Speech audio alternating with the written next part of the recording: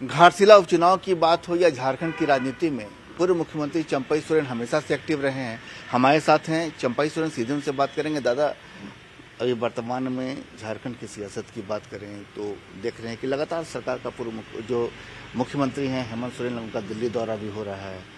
सरकार को लेकर कुछ अटकल, अफवाह कर सकते हैं, अटकल कर सकते हैं, चर्चा का बाजार गर्म है कि बीजेपी के साथ एक कॉम्बिनेशन हो सकता है सरकार का, क्या कहेंगे?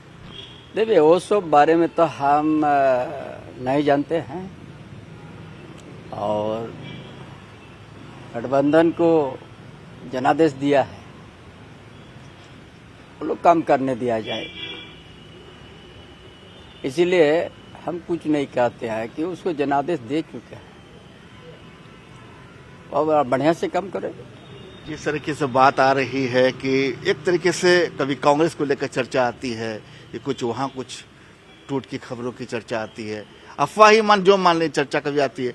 ऐसी स्थिति में कोई समीकरण बनता है बीजेपी के साथ, तो क्या चंपई सोरेन की उसमें सहमति होगी? नहीं, ऐसा तो कोई बातें नहीं आई ना, इसीलिए कहा सहमति के बात आ रहा है। वो सब कुछ अफवाह है। इतना बढ़िया उन लोग का गठबंधन जनादेश दिया है, अब वो लोग को काम करने का मौका दिया जाए। दादा, घाटशिला उपचुनाव में आपने इतनी मेहनत की, लगातार आप घूमे, आपका इमोशनल चेहरा भी सामने आया, लोगों से आपने खुलकर वोट भी मांगा, फिर क्या वजह रही कि परिणाम ऐसा आया? देखिए, परिणाम तो जो भी आया है ना,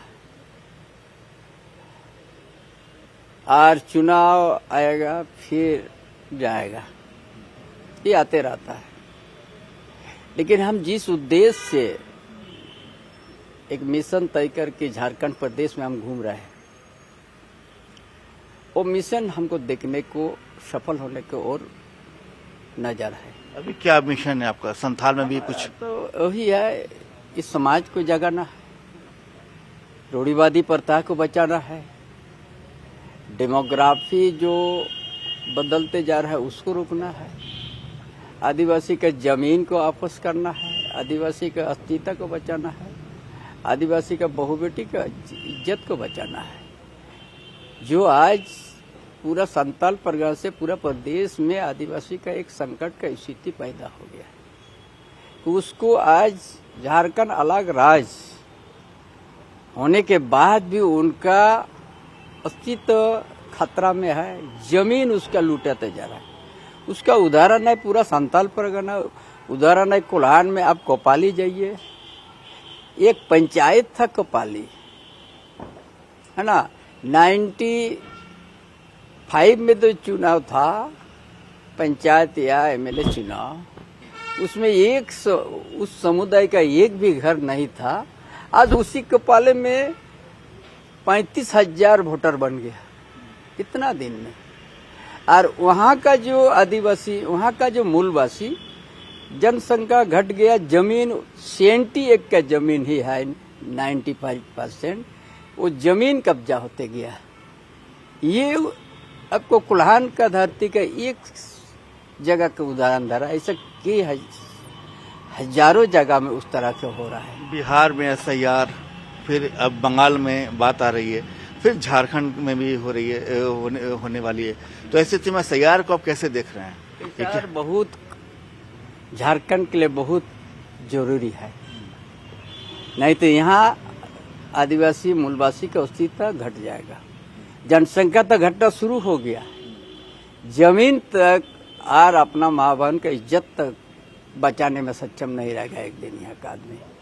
इसीलिए जरूरी है, हम जो शुरू किया है कार्यक्रम, हम 3 दिन 4 दिन के बाद हम भोगनाडी जा रहा है। अब भोगनाडी में हम जाने के पहले गांव-गांव में डुगडुगी बाज रहा है कि जमीन बचाओ, अस्तित्व बचाओ। वहाँ का युवा डुगडुगी गांव-गांव में बजाना शुरू कर दिया है। मेरा तो सफल होते जा रहा है। प्रदेश बीजेपी अध्यक्ष पद की बात कर रहे हैं कि जिस तरीके से बिहार बीजेपी से नितिन नवीन को बीजेपी राष्ट्रीय कार्यकारी अध्यक्ष चुना गया, तो ऐसे में अब झारखंड में देख रहे हैं यहाँ भी प्रदेश कप्तान बनाया जाना है, तो यहाँ कैसे देख रहे हैं आप? अभी दावेदार में हैं? दावेदारी में देखिए, हम नया भाजपा में सदस्यता ग्रहण किया है मुझे बहुत सम्मान मिला है भाजपा की ओर से। जो आज जिस सोच के लिए हम बना हुआ पार्टी को हम छोड़ दिया है, आज जो मुद्दा को लेके हम ये भी आगे बढ़ रहा है, ये भाजपा जैसा पार्टी उस जगह से हम लोग को बोलने का पूरा इजाजत दे दिया है। कभी एक शब्द नहीं टूका कि इस तरह से मत बोलो। बांग्लादेशी घुसपैठ और धर्मांतर खुल के हमको बोलने का मौका मिला है इस दल में आके,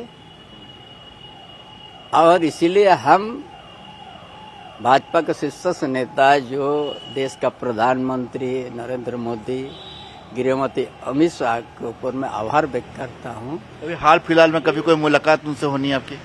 नहीं, अभी तो जब जरूरत होगा तो मुलाकात करेंगे, लेकिन आभार व्यक्त करता हूँ कि आप इस जगह में आके आदिवासी का समाज, अस्तित्व, रूढ़िवादी प्रथा और अपना जो जीवन शैली सुरक्षा करने के लिए जो हम बोलने का इजाजत मिला है। एक दिन भी विधानसभा अपनी है, शीतकालीन सत्र चल, लोग इंतजार करते रह गए, कारण क्या रहा?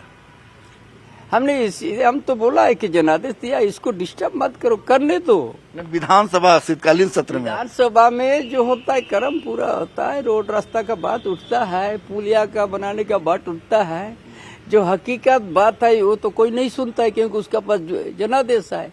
हम बोले बोल के भी क्या करेंगे, जैसा वो कहा था हम मैया योजना पूरा प्रचार करता है। आज एक साल में जो बच्ची का 1 महीना बाकी था 18 साल होने में, 2 महीना बाकी था किसका, 3 महीना बाकी था किसका, 6 महीना बाकी था, है ना, उसको ये भी लाखों की संख्या में वो बच्ची लोग का 18 साल पूरा हो गया, तो क्यों नहीं दे रहा है वो लोग को मैया योजना? तो उसी में तो हम देखा कि वचनबद्ध सही नहीं है। भाई आप 18 साल जिसका होगा उसी को दीजिएगा, ये भी तो लाखों बच्ची ये भी 18 साल पूरा किया है, क्यों नहीं दे रहे हो? आप मुख्यमंत्री भी रहे हैं, सरकार के खजाने में पैसा है, आपका अनुभव क्या कहता है? देखिए उनका हिसाब के तो ओली कर रहा है।